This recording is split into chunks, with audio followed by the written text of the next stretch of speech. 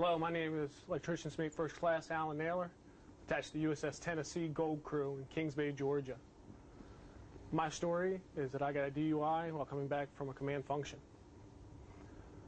That day we had GMT training to discuss the outcomes of DUI. We had the base safety officer come in to give us the discussion on DUI and the results out in town and on base, as well as the effects on your military career.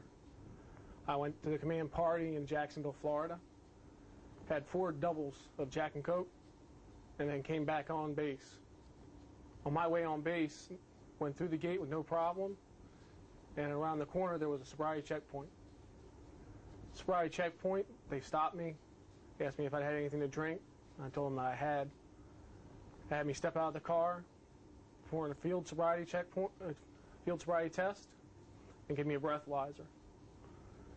I was a .14 on the breathalyzer, and then they handcuffed me, put me in the police cruiser, and took me to base security.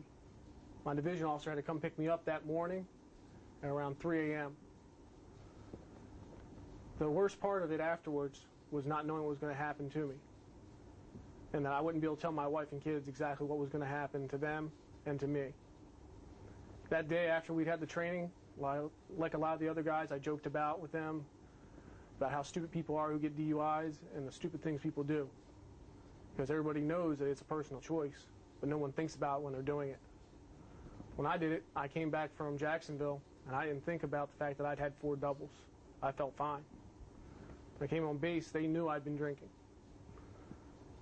That afternoon, the day after, I had to go get my license back from security.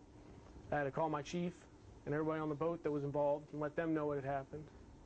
And for the next 2 weeks, I had to deal with everybody on the command knowing that I'd gotten a DUI, somebody who checked into the command and was going to be one of their leaders.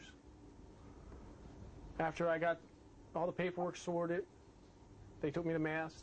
I got 2 times pay, suspended for 6 months, a bus rank to 2nd class, and my chief selection package was at the chief's board was pulled. Assuming that I hadn't made chief, I still would have lost $60,000 over the next 3 years. And if I'd made chief, it would have been almost $100,000.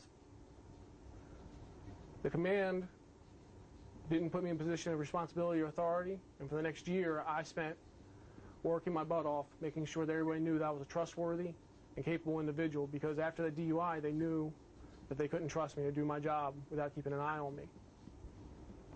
My wife and kids had to live on a much reduced status because I had less pay, and they were further away from me because I had to spend more time at work to make sure that I did my job to support the command. After a year and a half, I was able to get my rank back because I had proven to the command that I was trustworthy and a worthy individual to be a first-class petty officer. It took a review board from Millington to decide that I was worthy to be a first class again. After 3 months of being a first class, I'm finally going to be back where I was prior to my DUI. And for the next 3 years, I won't have a good chance of making chief. I'm looking at retiring as a first class now instead of a senior chief because of my DUI. The mistakes I made that day and that night are going to affect me for the rest of my career, regardless of what I do.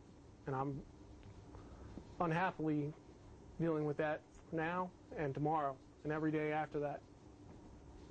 My name is Alan Naylor, and that is my story.